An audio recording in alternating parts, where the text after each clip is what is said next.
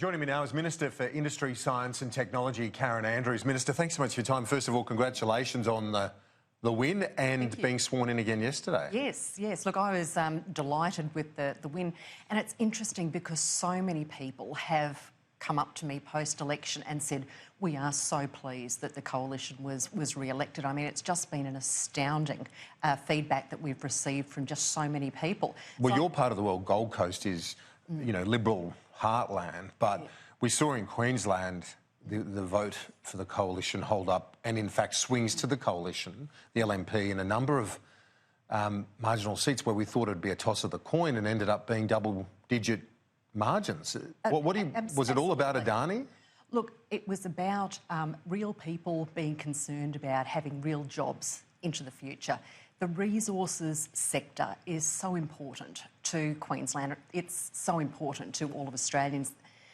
The mining sector, the resources sector played out really well and positively for us in central and northern Queensland, because there you have people that are concerned about jobs for themselves, jobs for their kids, jobs for their grandkids. So we were able to demonstrate support for the resources sector nationally, but particularly in Queensland, and we supported the quiet Australians that Scott Morrison speaks about all the time. So when you talk about that, you know, before we move on from the resources sector and Queenslanders generally, because there is, what's your view in the sense of climate change as a matter?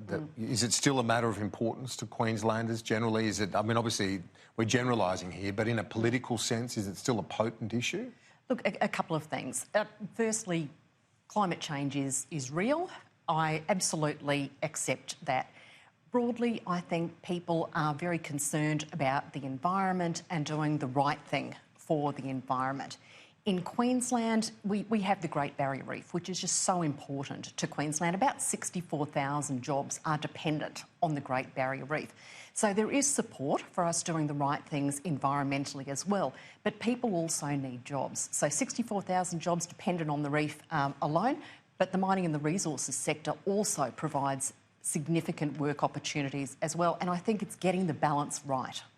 Okay, so it's something that you've still got to deal with, obviously, credibly in this term of government. The Prime Minister says, has interestingly used his authority to put emissions reduction back with energy, and that's, I guess, a sign of commitment to it. But we've seen this release of an update on our national emissions, and they've continued to rise. Are you, what do you say to that? Because I know Matt Canavan says it's because the LNG industry's cranking up. That's why we've seen this spike, but that's not the trend we want if we're going to meet those targets. So we use the UN methodology to calculate what our emissions are. So that's widely recognised as the methodology that needs to be used. We have increased in a couple of areas which are very significant for us. One is with the LNG, which under the UN methodology, we have to account for that even though it's being exported. So when it's exported, it actually contributes to a decline in the emissions because you emit less when you're burning gas for fuel than what you do burning coal for fuel. So we have to account for it here in Australia, so that's why there's been an increase in that. The other one that's made quite a big difference and has pushed emission up is transport. And that's why our policy has got a couple of parts to it. And one of those is an electric vehicle strategy. But our policy and our intention is very different to what Labor announced during the election campaign. So we won't be mandating. What we will be doing is developing an electric vehicle strategy, but we'll do that through proper consultation with stakeholders. Okay, but if you want to meet those targets, you would want the trajectory to come down soon, wouldn't you?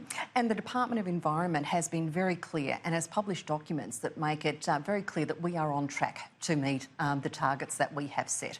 So that is very positive news for us, but there is still more work to be done. So we need to look at transport, we need to look at what we're doing with the burning of fossil fuels here. But importantly, we also need to look at adaptation and mitigation strategies. Now, we talked about the reef. We do know that there are bleaching events happening on the reef. What's happening that is causing problems is that the bleaching events are closer together than what they need to be for there to be regeneration on the Great Barrier Reef. So our science agencies, such as the Australian Institute of Marine Science, are looking at mitigation strategies. So how are they able to lengthen the amount of time between bleaching events, which gives the coral the opportunity to regenerate? So we also need to look very, very closely at mitigating the effects of climate change. It's not just a single issue with a single response. No. It's got multiple parts to it. And finally, Matt Canavan, your colleague, the Resources Minister, has criticised the oil and gas companies over their demand for a carbon price. What's your message to them, but also the energy sector as well? Because there are a number of these large companies that want some certainty in terms of how they operate within a framework of having to reduce their emissions. Well, instead of talking about businesses and big businesses and what they might actually want, let's talk about the people of Australia and what they need and what they want. And where energy is concerned, they want lower prices. They want reliability. They want some stability as well too. They want to know what the big energy companies are going to be doing. But first and foremost, the people of Australia deserve the lowest possible electricity prices that we can provide to them. So let's focus on that rather than going off on a tangent. But it's also about having certainty in policy as well, isn't it? Because yes, part of that's contributed to it, the uncertainty out of Canberra in the last decade or so. Well, our policy, particularly in regard to carbon pricing, has been abundantly clear for a very long period of time.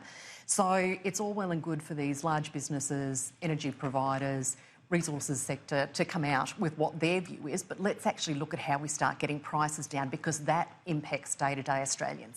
Minister, I appreciate your time. Congrats again on the win. Pleasure. See you soon.